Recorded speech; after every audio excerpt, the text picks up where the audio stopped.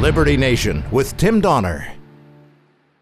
And now we welcome you to the portion of Liberty Nation Radio which we entitled Talkin Liberty, as we're rejoined by our regular contributor, constitutional lawyer, LibertyNation.com legal affairs editor, and the man charged with being our guardian of individual liberty, Scott Cosenza. Hello, Scott. Hello, Tim. Okay, it's all ACB all the time. Overtime for the Guardian of Liberty this week with overtime just to watch the hearings. I've watched a lot of them, but I want to start with an overarching question for those who aren't clear about it, and I call it the 40 versus 4 formulation. 40 years of Amy Coney Barrett as opposed to 4 years of Donald Trump, and I've made the argument that because of the increasing significance of the Supreme Court, that 40 years of Amy Coney Barrett for conservatives or constitutionalists is more important than 4 more years of Donald Trump. That this nomination is that serious. Do you agree?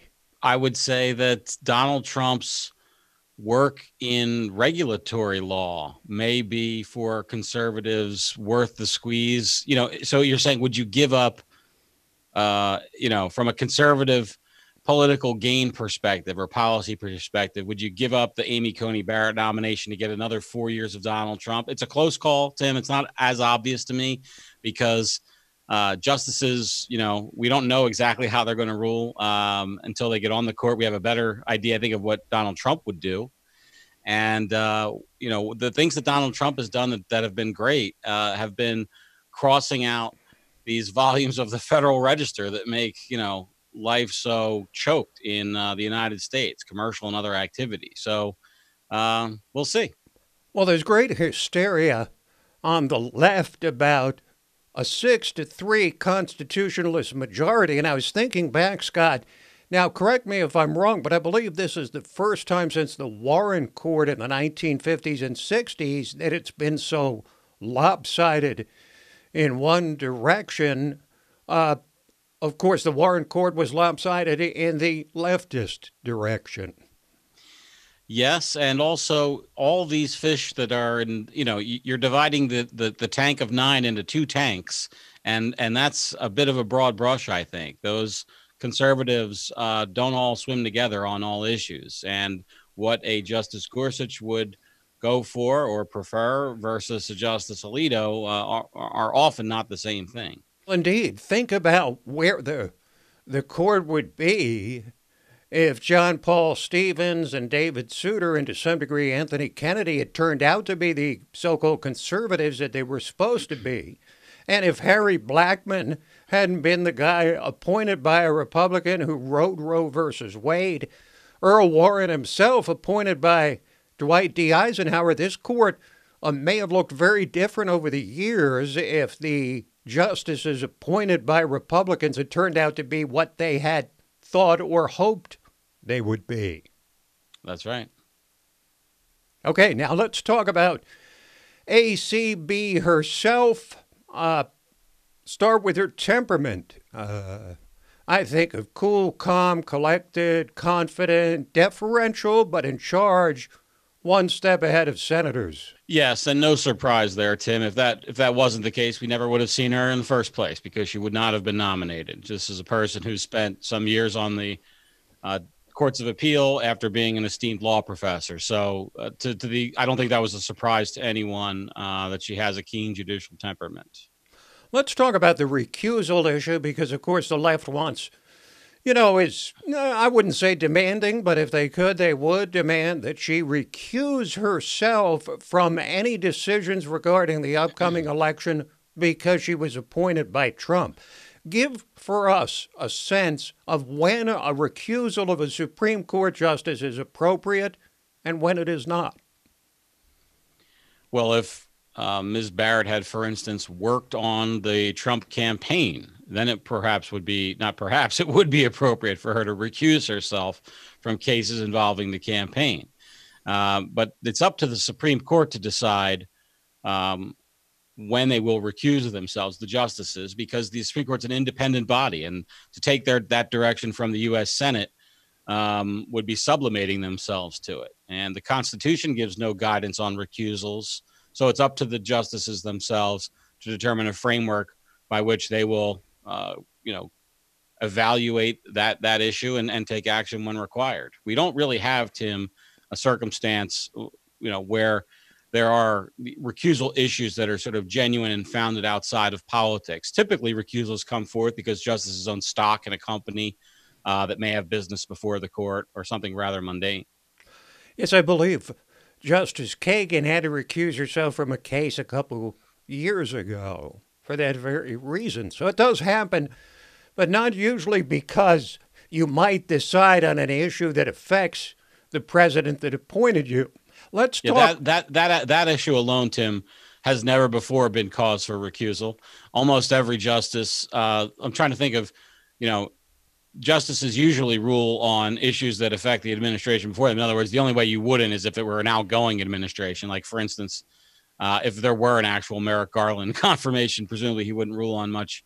But even then, he would rule on, for instance, we have Obamacare in the courts, right? So that would be an issue that came up, put in play by an administration that advanced his nomination. So where does it stop? That's just a purely political maneuver, I think, not really grounded in a legal criticism. All right, let's talk about what impact ACB might have on important cases regarding liberty. And we talked about the ACB-ACA formulation, Affordable Care Act. The left had hammered as hard as they could, not necessarily so much at her, but at the issue of her being the deciding vote to trash Obamacare. Big case coming up before the court a week after Election Day. But by most of the forecasts from people who study this stuff, it seems to me that the severability issue is not one that's likely to result in the entire law being trashed. You already have a couple of the justices that in previous rulings have hinted at the fact that one part of the law could be severed and keep the law in toto intact. Well, that's why I use the word may, Tim.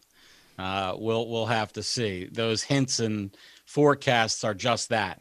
And until the justices actually examine the issue, and I hate to sound like a nominee before a Senate subcommittee hearing, but that's until the issue's actually before them and they have that specific issue briefed, then we'll see what their rule is. But it wouldn't surprise me either way if they did toss out the whole thing, which I think is clearly warranted given the text of the law and the text of the Constitution, or they try to craft some middle road. It is true that there's significant reliance interests now on many people's behalf, at least for parts of that law.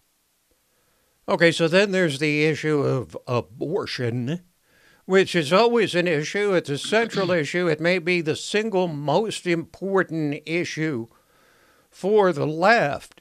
And it seems, again, by most observers, equally unlikely that this court would just overturn Roe versus Wade, because we'll remember that it was a 7-2 decision, and so much other law is based on it.